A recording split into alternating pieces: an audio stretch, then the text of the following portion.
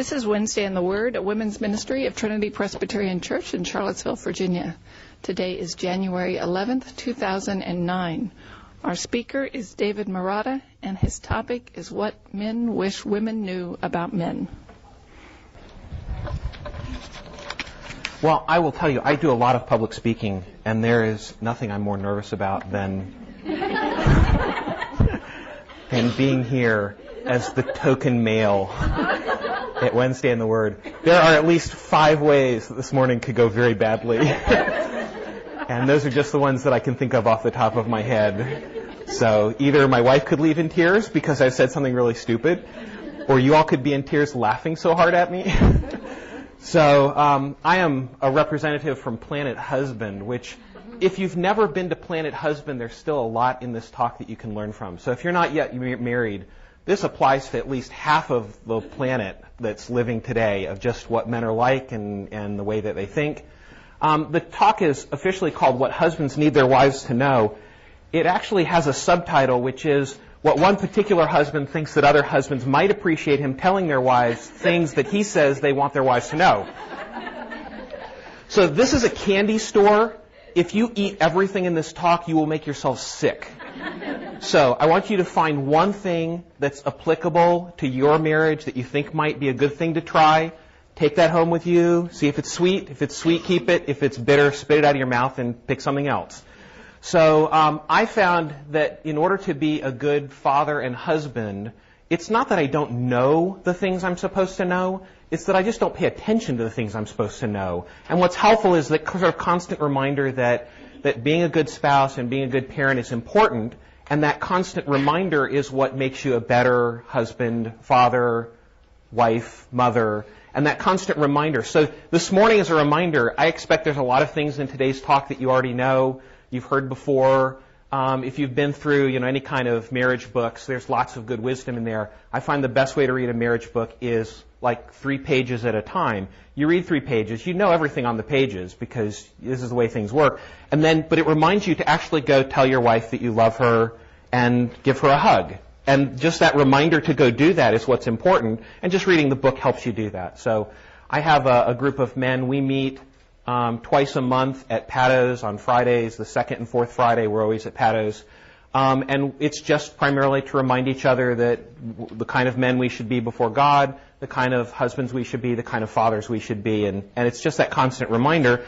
And inevitably, we talk about, life and what's going on, and we get in each other's faces and stuff like that. Now, I will tell you that a lot of people don't like that. They don't want to come to a group like that because the group actually reminds you that this stuff is important. And inevitably, some husband will come and he'll have some description of, I just didn't understand. My wife did this, and I had no clue. Why did she do that? Sort of. And we all try to interpret wife and sort of translate back and forth because we've learned a few things along the way as well. So you can go home and tell your husbands they have a personal invitation to join me for lunch, them particularly. Because quite seriously, a lot of people just don't come to a group like that. And so the group dwindles after a while. And some people come for a while, and it's very helpful, and then they go and they get busy doing other things. So if your husband is interested in a group like that, we're down to a couple of people, and I would love to have, 8 or so people. So if there's 6 more people out of your husbands who'd like to come, it's great. And I can tell you it's an encouragement to every man who's there just to think about what's important in life and to figure that out. This is our wedding photo. I have a lot of photos in here that will embarrass my wife terribly. In fact, if I'm just going to ignore the fact that she's over there a little bit. April 10th, 1982. We are coming up on our 30th Valentine's Day knowing each other. So that was back in 79. We met fall quarter freshman year. This is 2 weeks after graduating from college. So we knew each other throughout our college. That's Ray, for those of you who know Ray Marotta. That's my brother Ray back when he was young too. So I don't know a whole lot about being a husband to anyone other than my wife. And so a lot of this stuff may or may not apply. But we've been married for a long time and have a pretty good relationship. We are not, however, perfect. So this is just by way of saying that we have all the problems. And one of the best things John Cunningham ever said was, was the fact that if you're not working on your marriage, that's a bad sign because there's always stuff to work on. And I'm kind of oblivious at times and like typical males. So that's just sort of a way of saying it.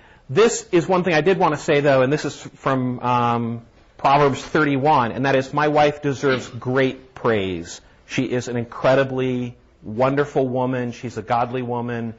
I married her because she encouraged me to be more the man that I thought God wanted me to be, and that was, and she was my best friend, and so we've had that relationship for a long time, and she is a wonderful wife. She is very much corresponds to who I am, and she encourages me in many ways.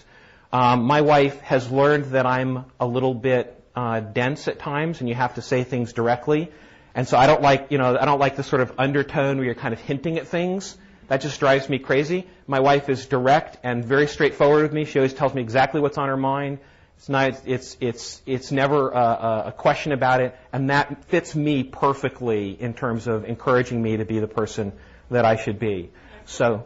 Mine would say her children rise up and call her crabby. But your husband will bless you.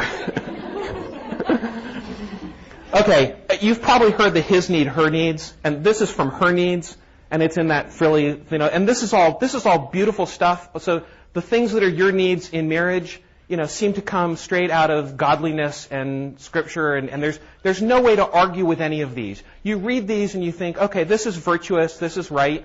If these are someone's needs, they must be a pretty good person. And you've all read the male's needs, and it reads like, I don't know, like a 4-year-old wrote them. So I'm gonna compare the two, and I'm using as an outline his needs, just to sort of explain a little bit more about that. Because I think the books that talk about it don't really do it justice to try to explain it. So this is just an acknowledgement. Yes, your needs are virtuous. They're wonderful, and all husbands everywhere, when they read these, feel guilty. So they don't do them, but they do feel guilty about it. There's a few things I do want to say, and that is there are certain problems in a marriage that I always counsel for men are marriage breakers. One of them is abuse. They're the 4 A's: abuse, adultery, addiction, and abandonment. And these are things that will destroy a marriage. And if these things are in your marriage, you often will need some kind of help. Hiding it is not the right thing to do. You need to go to see someone. You need to share that with a confidant that you have. You need to address that. These things are things that don't go away, and these things are serious. And if you're involved, if your husband is involved in some of this, you need to get help because it's not going to go away, and you need to get it straightened out. So these are serious things. These are sort of things that will wear down a marriage and break a marriage up. And so what I want to say is, everything I'm going to say is an apology for husbands. These are not things that are apologetic. These are things that are serious. These are things that need to be addressed, and these are things that are worrisome in a marriage. So I want to say that because I know that in a group like this, there's probably some husbands who are jerks, and they need, and that's what the discipline of the church is for. If they're members of the church, that's what your small groups are for. If there's someone in there you can confide with, that's what Christian counselors are for, and you need that kind of help to go through that. So just by way of saying, I'm going to say a lot of things that are apologies for husbands. These are not apologies. These are not things that you just need to sort of take. These are things that are more serious, and you need to do something about them. So these are sort of marriage breakers, if you will. They're a lot more serious if left unchecked. These are not marriage breakers. They also all begin with A. Annoying is not a marriage breaker. I know.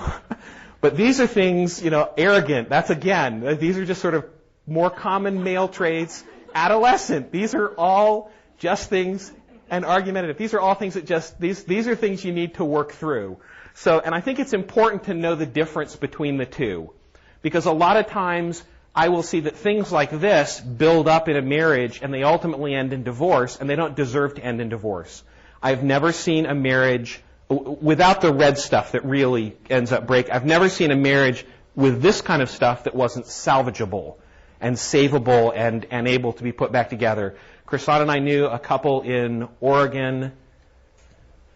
The wife took out a contract on the husband to kill him. Is that right? Yes. So that's how serious the annoyance had gotten. And then they finally both had gotten straight and become Christians and had a good relationship. And they had a lot of baggage, but they were actually doing really good. They loved each other and were working it all out. So you can kind of see that it's possible to recover from an awful lot in marriage. And I really haven't seen a marriage where just loving each other and working at it didn't improve the marriage tremendously. And I've seen a lot of rehabilitated marriages that come through that. I would say the most important thing is to have Christians who you can confide in on a regular basis and who hold you accountable and who remind you. And that's what the Friday mornings are for. So if your husband doesn't have a group like that and he's looking for a group like that, I'm in that group every other Friday, and I would love to talk about things like this because it's that important. Okay, the first need of men is sexual fulfillment. And I just like to, I have this picture on purpose because I'd like to ask you a question, and that is, why is this car stopped? Is this car stopped because the driver is not making it go forward, or is this car stopped because of the red light? Is the red light stopping the car, is the question. It's just sort of an interesting question to ask. Yes, no. You know what I mean? It's one of those, the car is stopped because the light is red, but the light isn't necessarily stopping the car. This is a picture, I think, of a lot of sexuality, in the sense that the car may want to go forward, but the red light is there, and so the car is not going forward. And so a lot of sexuality is everything has to be right in order for the car to go forward. So the first passage I'd like to look at is in Song of Songs 4. So if you have your Bibles, we're going to be all over the place in terms of Scripture. But Song of Songs 4 is a fairly long one. And I'd like to sort of start, I put it up here. This is what the man has to say to the woman. And it begins, Song of Songs 4, "How beautiful you are, my darling. How beautiful are your eyes. Your eyes are like doves behind your veil. Your hair is like a flock of goats that have descended from Mount Gilead. Your teeth are like a flock of newly shorn ewes which have come up from their washing, all of which bear twins, and not one among them has lost her young. Your lips are like a scarlet thread. Your mouth is lovely. Your temples are like a slice of pomegranate behind your veil. Your neck is like the Tower of David, built with rows of stones, on which are hung 1,000 shields, all the round shields of the mighty men. Your two breasts are like two fawns, twins of a gazelle, which feed among the lilies, until the cool of the day," and it goes on and on and on. So this is what the man has to say to the woman. And this is very beautiful and poetic language, and if you start getting into what it means, there's a ton of stuff in it. I'll just take one as an example. Your hair is like a flock of goats that have descended from Mount Gilead. Now, you may not think this is the best compliment to give your wife. Your hair is like a flock of goats. But you have to understand the culture. In the culture, a woman's hair was considered reserved for her husband to see. So that's why you have all that in 1 Corinthians, the head covering. To honor her husband, you would cover your hair, saying, "Viewing my hair is only something that my husband gets to see." So now you can imagine that no one sees her hair, and now she's in the privacy of her bedroom with her husband, and she lets her dark black hair down across her shoulders. And goats were black, and so it's like a pattern. You know how goats follow one another when they go down the hill? It's like this beautiful image of dark black goats coming down across the pale Israeli countryside as she lets her hair down across her shoulders.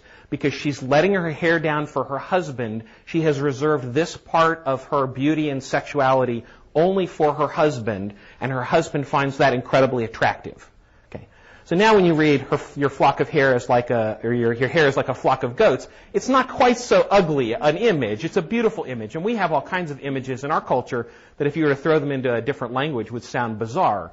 So he is praising her, and he is praising her beauty, and he is wooing her, if you will. Okay. Now, y'all notice in this whole speech, there's no sexual activity. He's talking about sexual things. He's talking about beautiful things, but there's no sexual activity. Until finally, you get all the way down to verse 16, and here's what the woman has to say.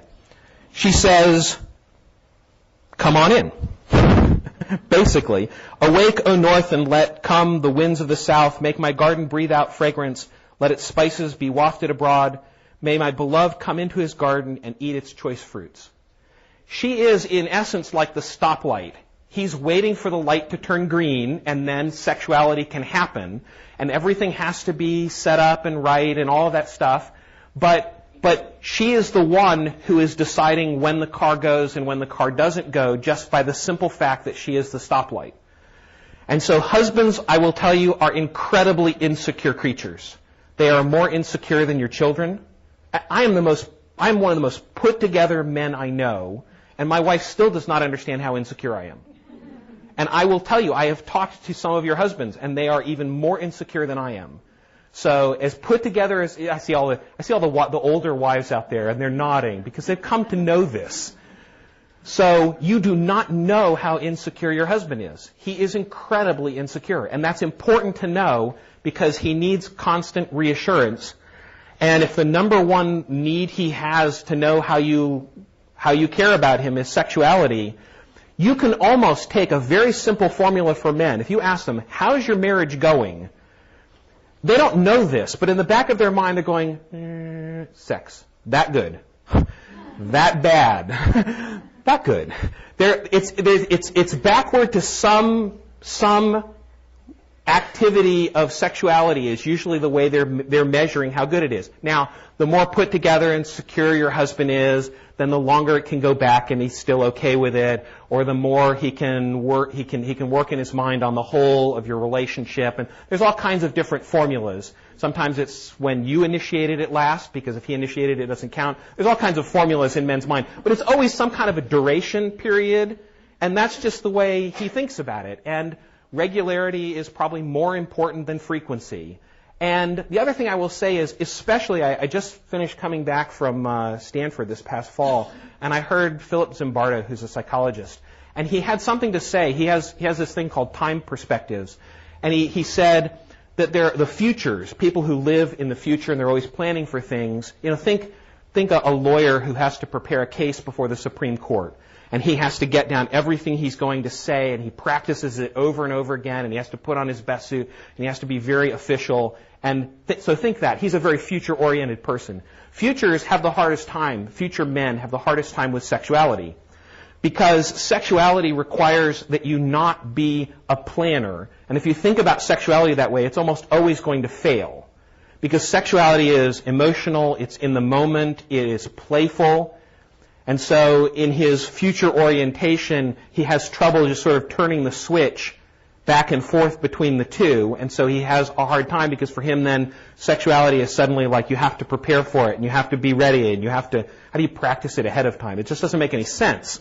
Sexuality is that way. So if you have a husband who's very successful, he often has a hard time with this, and he just needs the light to be not flashing different colors. He needs to know what that light is like.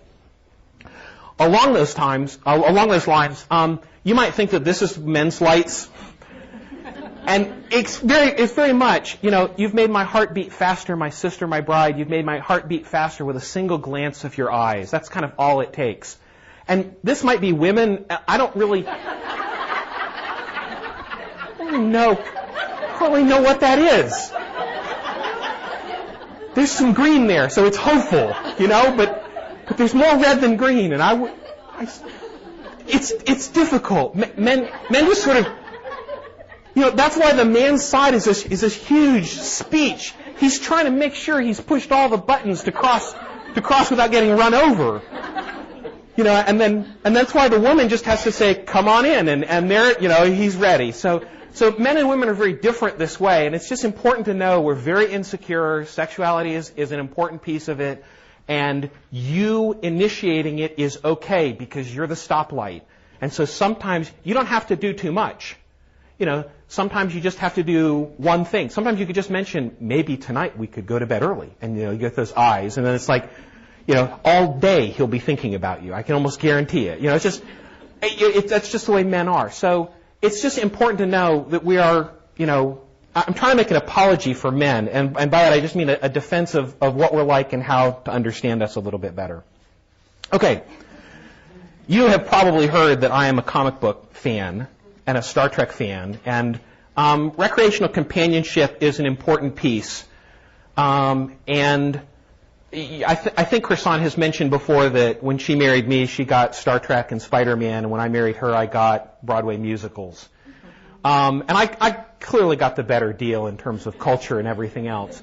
But it's important to have things that you do with your husband that are his world that you join in just because. Now, I missed a lot of male bonding, so we don't watch football in our family, and we watch soccer. And actually, my wife watches soccer even more than I do. So there's just different things. And I never learned to sit in a tank top and drink beer. And so there's all kinds of things I don't do. And she has to join me in the weird things that I do. And one of my weird things is that I grew up with Spider-Man and learned, a lot of stuff from Spider-Man, and probably knew Peter Parker longer than anyone other than my immediate family. So I started collecting Spider-Man comic books at age 4. And this is the San Diego Comic-Con. I have to tell you, this is not even a piece. You can see in the background, that's 1900 and that's 1800. Those rows go from 100 up to, I think, 4200. So this is 2 rows out of 42 in the San Diego Comic Convention. So we went here a year and a half ago, and Chrisan not only went, she actually enjoyed it. So that is just a strange thing. Our whole family went. And just to prove she was there, there she is. And it was, now this is I think an important little Venn diagram. You have husband's interests, you have wife's interests. The intersection is most commonly the kids. Okay. So if the only intersection you have in terms of your shared interests, and if you only do things together in what happens to be in the middle here, you're going to be in trouble. And the time when most couples get divorced is when the kids leave. So we have our youngest is a senior in high school. She's headed off for college. So the time when we're supposed to get divorced is next year, because all we had in common with the kids, and then there's nothing left in common. And then you suddenly realize we were just staying together because of the kids. Now, I know if you have young kids, there's no time other than this center section. And I know that. And that's why raising a family consumes everything.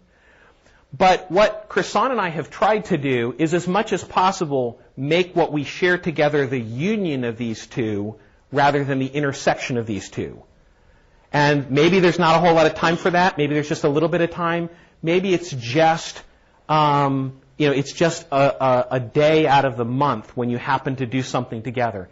But you can imagine, if you make what you intersect together greater, the only way to do that is by the husband and wife moving closer together. And so that's what it does in a relationship, is when you start taking an interest, you just start moving this way toward your husband, and when he takes an interest in your things, he's moving this way toward the things that are the least, or the most fun in what you have, and you move together on that. So that's the importance of having shared interests for husbands, is because we have things that are fun for us, and the most thing, what we want is we want our best friend and our companion to be there and sharing in this. And I will say that this is something that means a lot to husbands, and that's the reason why. And if you want your marriage to survive your children, then this is important, because our youngest just thinks we're a little too excited about being empty nesters. Every now and then Megan will say, I'm still here. Because we have plans, because we like each other, and because we're best friends, and because we enjoy doing stuff together. We work 10 feet apart, so we get to spend a lot of time together. So we better like each other. So that's all part of trying to have these kinds of shared interests. And I will tell you that when Chrisan is watching bad science fiction movies with me, and there aren't very many good science fiction movies, I appreciate it. I just appreciate the fact I have someone to talk about with the movie and what's going on and things like that. And so it's another part of those shared interests that's important. Okay. This is Chrisan, I think, in college. I think there's a picture of her from college. Attractive spouse. Let me tell you the two attributes of my wife that I will talk about in public that have the most attractive effect on me. One is her smile. She has a smile and she has different kinds of smiles. I don't know, and there's a smile she gives me that no one else ever sees very much. And it's that smile that is the most attractive. It just brightens my whole day. It makes me beam with, pride and gratitude. And her eyes. She has eyes that she gives only me. And I know for those of you who are married, you have a smile and eyes that you give your husband in the best of times that makes all the difference in his world. And that is a big piece of attractiveness. They have done studies. Women smile, I think it's 5 or 6 times as frequently as men, which is good because it's that's your biggest attribute of attracting your husband to you is your smile. And so, men, we don't smile and it's okay somehow. But when women smile, when we smile, it looks goofy. But when you smile, it's attractive, and that's an important piece of everything. I know. We're engaged at this point. Let your fountain be blessed and rejoice in the wife of your youth as a loving hind and a graceful doe. Let her breast satisfy you at all times. There's a piece of the sexual relationship that men will remember. And so there's a piece of being young and the things you've been through and the attractions you've been through and all of that. There's a piece that you'll remember that can last your whole life. So sometimes you're sort of storing up pieces of the relationship, and the whole of it together is seen as very attractive. Now, I will tell you that there's a balance between attractiveness, and that is, in today's society, there's an attractiveness which, I don't know, I don't know quite how to put this, but you can be attractive in a way that attracts all men, and you can be attractive in a way that attracts your husband. And I'm trying to be gracious about the two of those. And you can be attractive in a way when you're single and you're available, and then you can be attractive in a different way when you're trying to reserve all that attractiveness for your husband. Do you understand what I'm saying? And there's a line and there's a balance there. And sometimes the way in which you attracted your husband before he was your husband is not appropriate now that he's your husband. Now that's reserved for the bedroom and for the home, and the world's sort of attractiveness when you're out in the market for a husband needs to be tempered. And I'm trying to be just sort of as judicious as possible in saying that. That will bring a peace and trust to your relationship with your husband. He may have liked it when you were single, and he may not want it when you're married. And there's a line you cross. Now it doesn't mean so let me just take Song of Songs. I was a wall and my breasts were like towers, which means they were inaccessible. I was chaste.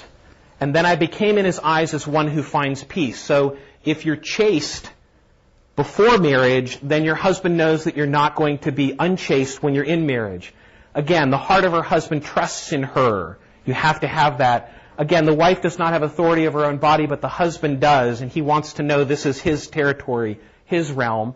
And then every woman who prays or prophesies with her head uncovered, which means I'm not married.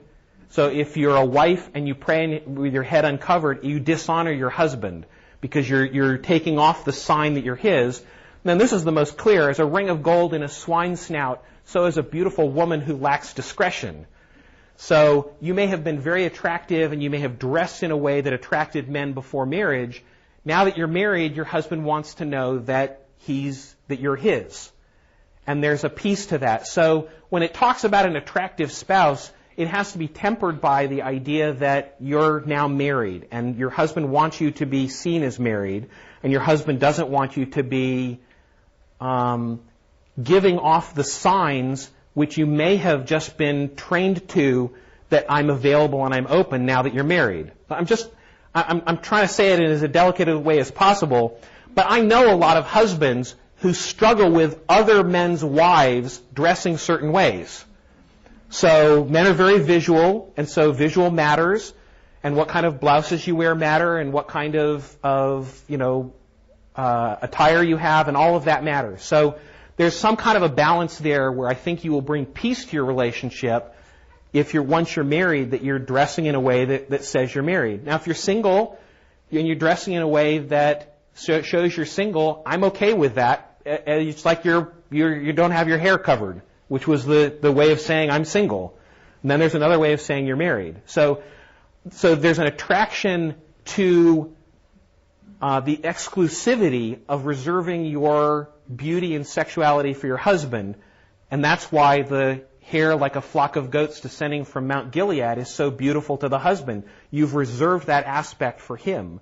And he's the only one who gets to see that and enjoy that. So that's just a way of saying, and I think a lot of our culture is telling you something different. And I'm just trying to tell you, if your husband, I think in his heart of hearts, and I could be wrong, but in his heart of hearts, I think he wants to know that you're reserved for him, and he wants that to be clear and obvious in the way you act and the way you dress. And so I'm just trying to temper that a little bit.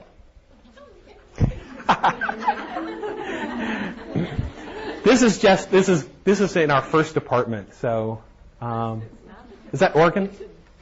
Is that Oregon? That's David Avenue. Oh, you're right. You're right. See, I don't even know what these pictures are. And this is important to be said, and that is, your beauty should not come from outward adornment. This is your passage from 1 Peter that you're studying, such as braided hair and the wearing of gold jewelry. Instead, it should be that inner self, the unfading beauty of a gentle and quiet spirit, which is of great worth in God's sight. For this is the way that holy women of the past who put their hope in God used to make themselves beautiful. So there is both outward beauty and there's inward beauty. And the older I get, the more it looks like I'm married to a trophy wife. But she is also growing more beautiful on the inside as well, as she makes herself more beautiful by studying God's word and by her godliness. Yeah, I know.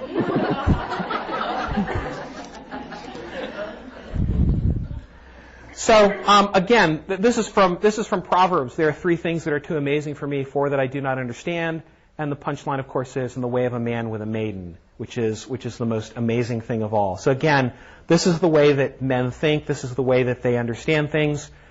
This is from one of my favorite movies, our favorite movies, Casablanca, which is great, which is the way of saying we'll always have Paris. So men remember all of those kinds of things in which you build up, and men very much their wife, their confidant, their best friend, the person who joins them in the recreation activities, all of that builds up to build a house, relationship together, a house which is strong and secure. And I think we're going to come up on one of the proverbs of a good wife, builds her house and rather than tearing it down with her own hands. And I would say that much of your family and your relationship and your marriage is in your hands, in the sense of you can do the things that build it up, or you can do the things that tear it down, and it really matters which you do. Okay, need number 4 is called domestic support, which I always thought was a strange name because it sort of sounds like I want someone to cook and clean for me. But it's actually a little bit different from that, and that is your husband needs you to make him both have a refuge in the home and also to make him a success in the home. I will tell you that I am an incredibly good father by any measure, and I would not have been that without my wife. So my wife came to me very early on. Brendan was born, he was a little baby. He did not come with an instruction manual. We put him in the back seat of our car, and we both looked at each other, and Chrisan said, "They just let us take him." It's like there were all these tests and stuff. You had to get your vitamin K shot, and you had to do this and put gunk in their eyes. And then they just handed him to us, which was the biggest mistake of all, because we didn't know what we were doing. And Chrisan gave me a piece of advice. She said, if you want to be involved in his life, you will change diapers and do whatever it is that he's doing right now, because you have to join him in his life, because he's not joining you in your life. And so Chrisan helped me be a success by giving me really good advice and by making me a success step after step after step. So, one of the worst things that she never did, is like, wait until your father comes home. Oh, that's going to make Dad a real good success. You know what I mean? It's like, make them dread their father coming home. No, when I came home, it was like the party started. it was like the whole day was in anticipation of Dad coming home and won't it be fun and you can show him this and you can do this. And so I became super dad because Chrisan was super mom and set everything up for me. It was like putting a track right into the strike zone and just saying, look, just drop the ball here and it goes right down into the strike. It was really easy to do because she set it all up. And so sometimes the kids remember Dad as a wonderful thing, but they really should remember the fact that Mom set it all up in the background and they didn't even know what was going on at the time. So that's the kind of thing of domestic support is when I came home, home was not another set of chores for me to do. Home was all set up for me to be a success as a husband and a father and everything else. And yes, I was helpful because Chrisan needed a break from the kids, but it was also all sort of set up for me. And so by domestic support, it means making him a success in what he's doing. The wise woman builds her house, but the foolish tears it down with her own hands. And that's what the home is, primarily relationships, which men are not as good at as women. So Chrisan would tell me Megan is struggling with this or Brendan is struggling with this and they need you to go tell them this. And so she'd kind of give me the whole script and I just I got to play the part of super dad because she knew what was going on in the family and I had no clue. So that's the kind of thing that I think makes everything a success. It is not good for the man to be alone. He needs someone to help him do that and help him through the process. So you are essential in the process of what a man needs to do in his home, especially. And let me just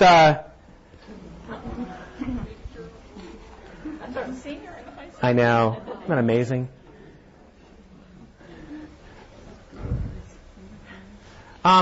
This is Megan's. Dear Dad, you're the best dad in the world. Love, Megan. The wife is, in 1 Corinthians, the wife is called the glory of her husband. Glory is an interesting word. The man is called the glory of God, and the wife is called the glory of her husband. The word glory in Greek, I took classical Greek, and we had to learn it not as glory. In classical Greek, you have to learn it as opinion or reputation, which is an odd thing.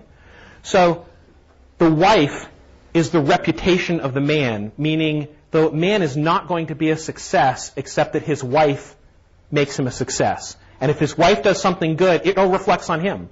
So I always wanted Chrisan to be a complete success because it reflects back on me and makes me a success. And without her being a success, there's no way I could be a success in the home. It was that clearly linked. So I always think of this and I always think, yeah, Megan was fooled into thinking it was Dad, when in fact it was Mom who was setting up most of that and doing most of that together. This is from 1 Timothy. Therefore I want younger widows to get married, bear children, keep house, and give the enemy no occasion of reproach. It's talking about younger women getting married. The interesting thing in here is keep house, which is a specific Greek word. And if you don't read Greek, that is oikodespotin, which means, it's from two words, oikios, which means house, and despot, which means ruler, absolute. So you take those two words together, and she is the oikios despot, which means she is the house ruler. Now, I know that it says that men are the head of their household and the head of their families and all that kind of stuff. But there are two realms to that. This is the Bible telling you that you should be the oikios despot. You should be the ruler of your house. You should be the one for whom the buck stops there, the authority stops there. You help set that up. You understand what's going on. If you will, you're like the KGB. You're in charge of internal affairs, and you need to make sure that all runs smoothly and well. Now, yes, there may be some figurehead, and he deals in foreign affairs. That's okay. I can tell you your figurehead wants you to run the house well, and they want you to take care of that, and that is your realm of authority, and that is what he wants. Now, there are times in which he may come in and want to overrule something, and he may want to do something. You need to listen carefully, and you need to advise him well. So he may have a different perspective, and something may needs to happen. They've done psychological studies, and for charity and love and grace inside the family, women win hands down. Now, they have shown that for charity and grace to those outside the family, men are better at that. Women are quite often, I'm going to protect my cubs, and I'm going to shoot arrows at everyone else. So, and that's so, even study after study will show that. So, in foreign affairs, I think it's better to defer to him rather than get out your bazooka and, take aim, and church politics is especially like that. Church politics is, it's like, whoa, what's going on? I just got shot from 3 bazookas.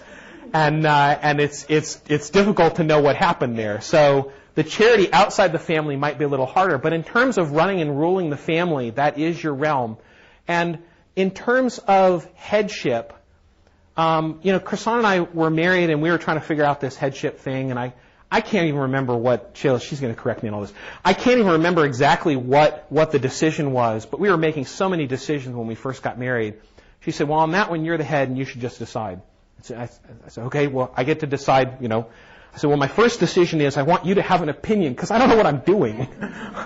So you sort of can't, you have to be involved in that, and a good head needs all the strengths of his helper and wants to know what's going on.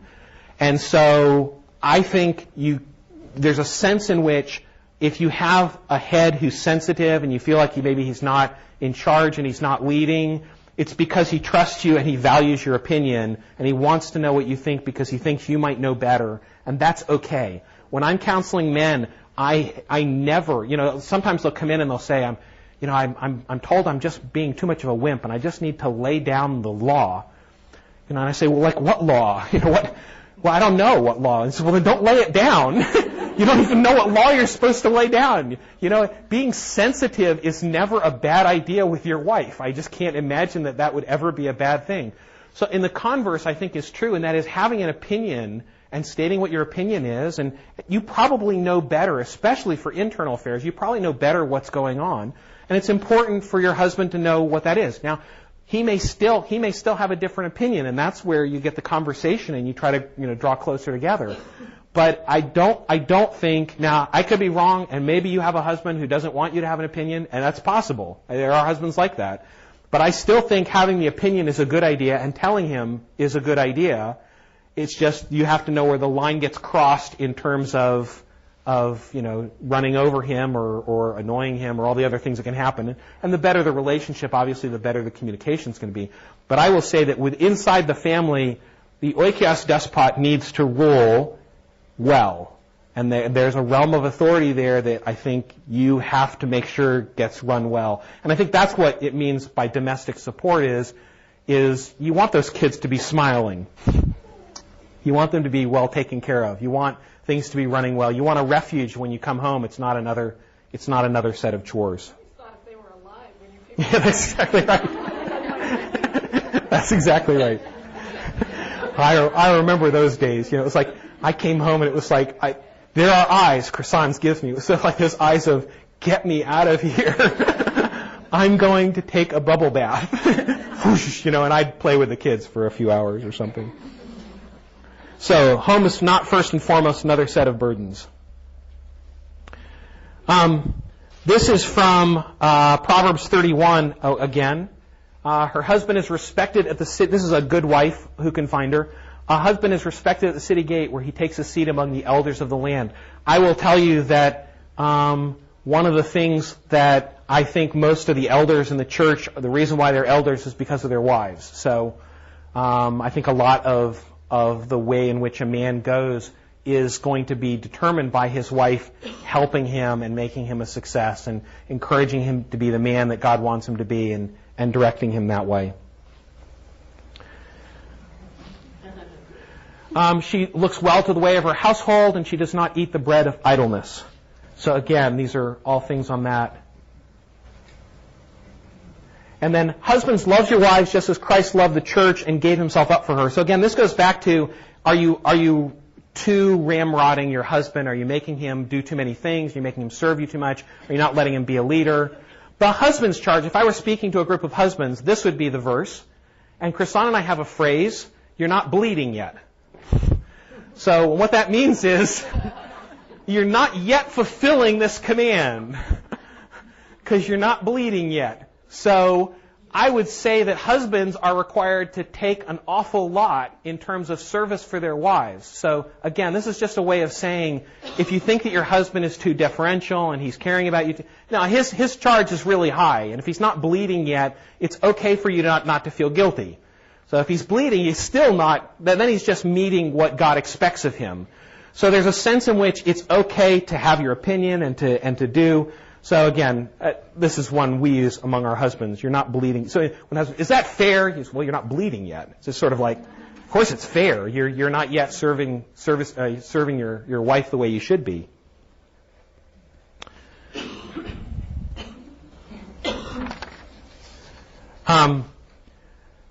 Again, this verse in 1 Peter is coming up, and I just wanted to say, live with your wives in an understanding way, as with a weaker vessel, or I think it says in 1 Peter, as a weaker role of authority. Husbands ultimately are heads of the household, and when a decision needs to be made for the family, ultimately they're the one for whom God is going to hold them responsible. So there is a line after all of your giving good advice and trying to make sure he's not going in the right way. There's a line at which he's responsible for making the decision, and God's going to hold him accountable. And after the decision gets made, if it's not the way you want, then supporting him in that is still important.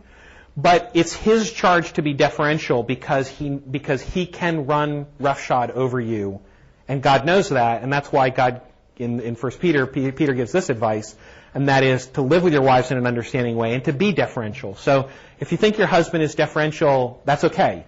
That is a strong leader. It's a strong headship. It's strong authority. It's sometimes I think young men need older men to show what you can be strong and still be deferential in serving other people. And that combination is not a sign of weakness. It's actually a sign of strength. It's the weak man who gets angry and says, I'm not going to do that, and gets all pouty and stuff like that. So the deferential is okay, and it's okay to not think, oh, I'm somehow usurping his authority.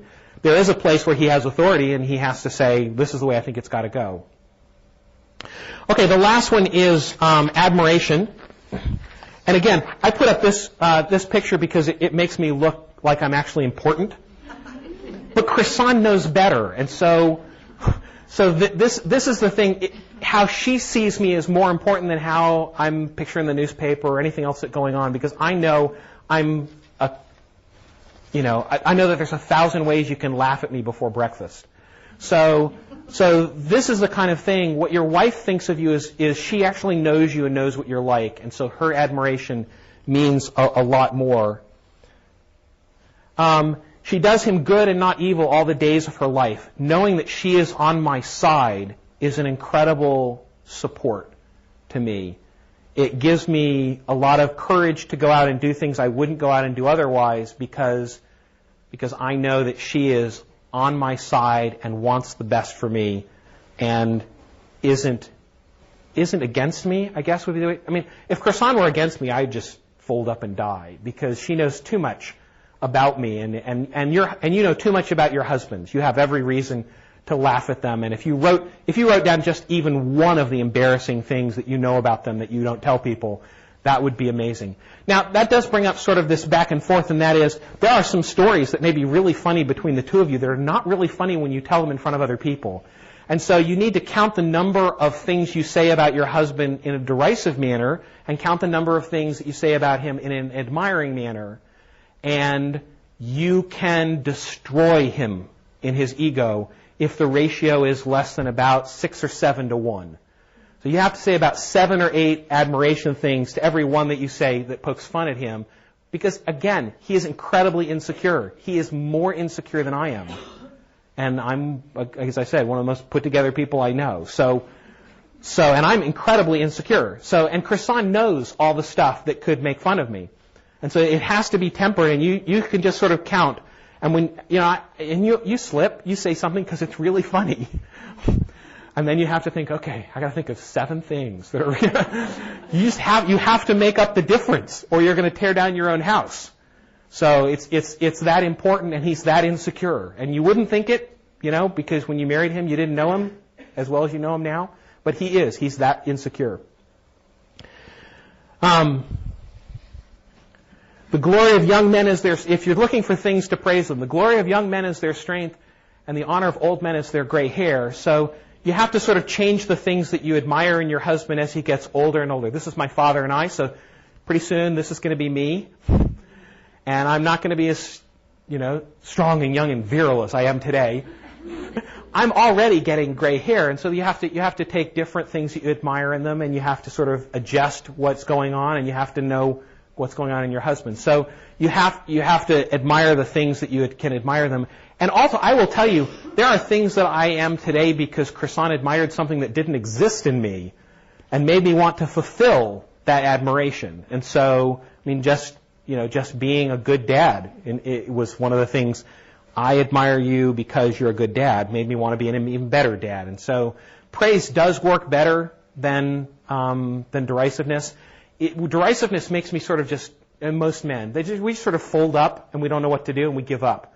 Because it's like, I'm trying really hard and it's not working, so I might as well not try because it couldn't be any worse.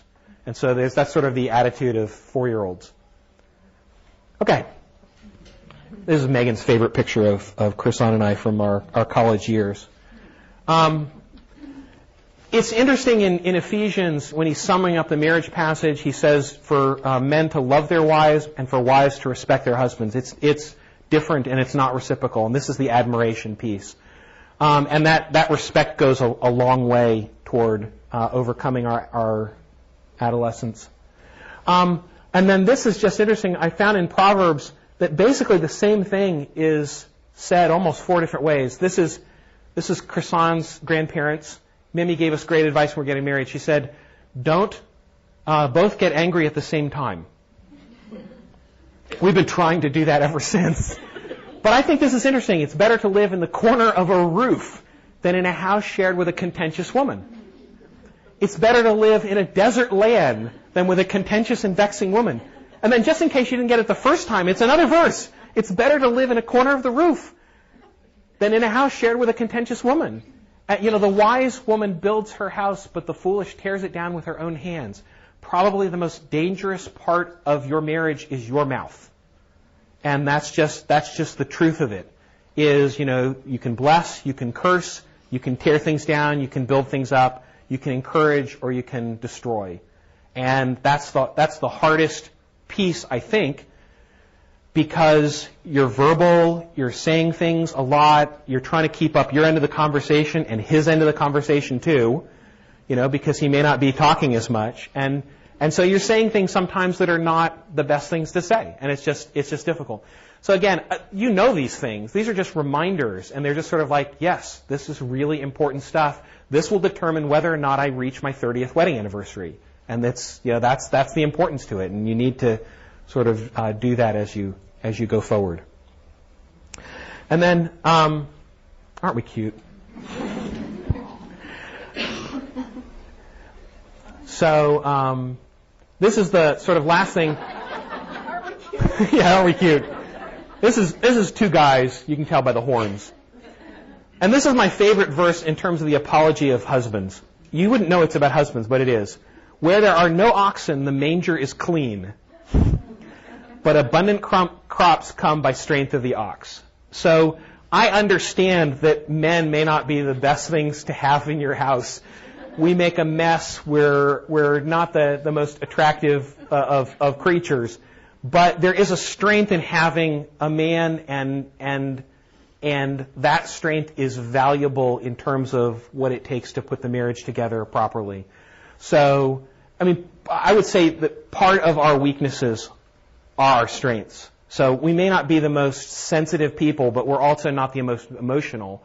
So you're good to have something to lean on, and we're firmly planted and we don't move that much. And so our strengths are our weaknesses, but nevertheless, I think there's great value in that. Just very quickly, I've gone over time, but questions?